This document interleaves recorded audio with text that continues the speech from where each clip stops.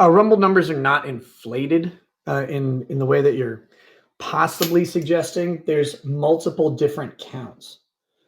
All right. And the advertising count is different from the display count. The display count, I believe, is effectively a click with some watch period.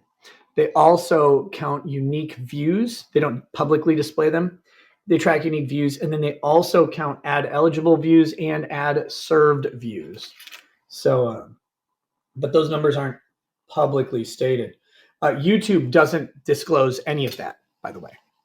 The live viewer count specifically, no, I don't think so on that one. I've asked them about the live viewer count, and they are pretty adamant that that is not in any way tampered with. But the agree to disagree all you want. I mean, the people who have the data say that it's not inflated in any way. But see, it counts device views. It counts a whole bunch of stuff. I don't know if the other platforms do, but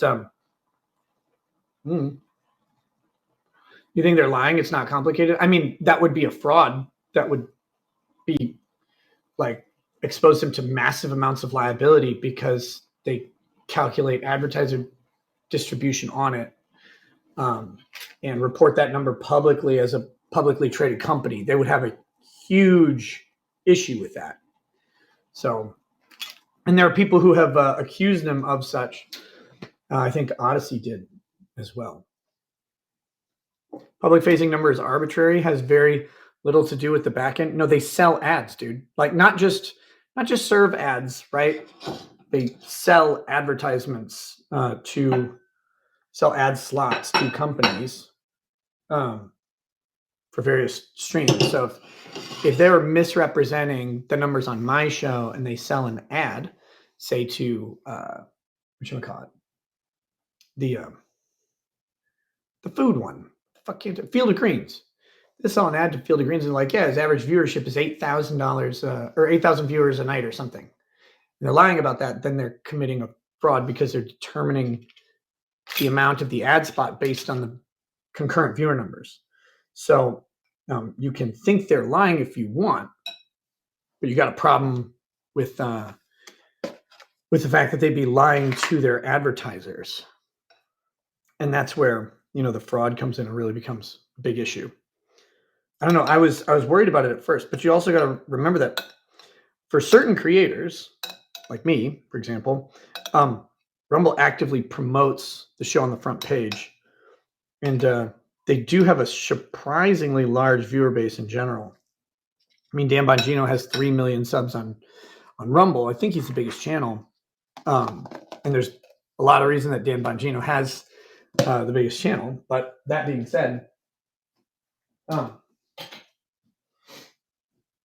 that's a lot of people. So we'll see. I don't know, right? I can only go by what they tell me, and also the fact that they're a publicly traded company that is also in the business of advertising. Do I get money for each 1,000 of people who are watching? Yes. There is a CPM for the ads that are served, but it's kind of wonky. They don't do mid rolls on live streams yet.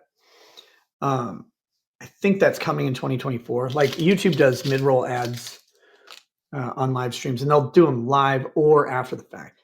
The other thing is, the other difference with Rumble versus YouTube is Rumble is probably a more motivated audience. Look at a channel like Boogie. He's got 4 million subscribers or something like that. Is it 4 million? But he gets no viewership, right? Or like that rich guy, the Review Tech USA, who has close to 1 million subscribers, and there's like 900 viewers or something on his live streams. And you go, well, why is that? And well, the audience isn't motivated. They're old subscribers, been around for a while, or came for an issue, and then they don't engage the channel anymore, but they hang around, right? They're sticky. YouTube has a lot of people like that. So while their overall user base is huge, the motivation of individuals to participate in YouTube is diminished as a percentage of total users, right? They're not energized and engaged. Plus, the diversity of content on YouTube makes it even more spread out. Rumble has a more focused set of content, a more focused set of creators, and a highly energized user base, right? They're excited to use Rumble right now. That'll change eventually, right, as it becomes old hat. But the idea that a bunch of people watch on a platform that is new, that is catering specifically to them, that is bringing creators that they specifically like, that they get higher viewership as a percentage is not strange to me. But again, if they are lying, I mean, they're a publicly traded company. It would be a massive fraud that they're committing on advertisers and probably their shareholders. So that'd be a big issue for them. Did my Rumble viewership change lately, or is it just me? There's a period in the middle of the month where it was down. One thing you learn about streaming is that the critical element of streaming is is consistency. Like, if YouTube will lie to creators and say, oh, you can take time off, you can do this, you can do that. If you miss a couple shows in a row, if you miss something, if you change your time slot at all, then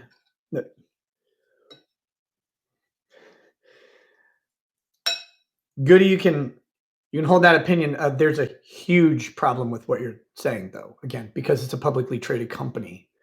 Unless you're suggesting they give those internal numbers to the stockholders for buying publicly, you've got a you've got a fraud, man, because they're going to be analyzing their stock purchasing decisions based on the representations that are public. So, but back to what I was saying. If you get erratic or irregular canceling shows and you're not providing consistency, then the numbers are going to suffer. When you get back to consistency, people will come back in. In the middle of the month, I had a lot of show cancellations that were not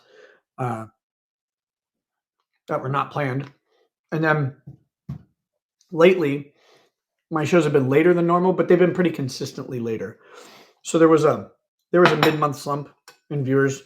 It's picked back up, and as we get back into January and get into January and get back to normalcy, hopefully, should see that go back to the new thing. Yeah. I think what they're doing, though, on the view count, again, I explained how the different breakdown of view counts. YouTube actually changed their view count method back in 2019. It made everybody look like they were getting about a quarter of the views. That was for more accurate ad served reporting. Again, I don't know. There's different advertising sales that Rumble does. There's the served ads that happen algorithmically based on whatever. And then there's the ad read spots that creators do.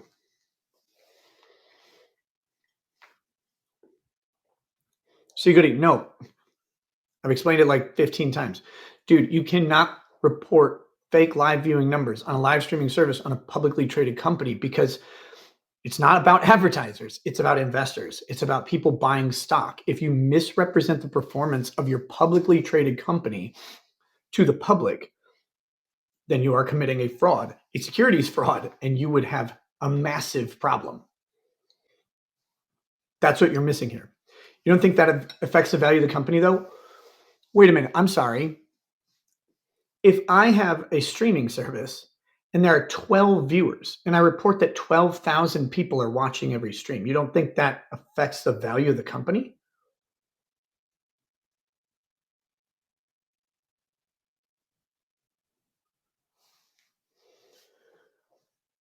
Well, okay. I'll leave you to that opinion. That's a take, man. I mean, the SEC would disagree with you, but when the SEC comes knocking, you're going to laugh? Go ahead. I mean, if they're lying, then they'll get massive punishment. I mean, they're already like politically dangerous. They host content that the government doesn't like. specifically flaunt it in the face of government, have blocked out foreign governments. I think Brazil right now is blocked out. France is blocked out for a while if they aren't still. They're not like a friend of government. So I highly suspect they'll be investigated at some point. Saw what happened to Parler. But yeah, I mean, if they're defrauding people, that'll be on them. I think there's plenty of reason to believe that they're not. But hey, lots of people commit crimes and they're not reasonable.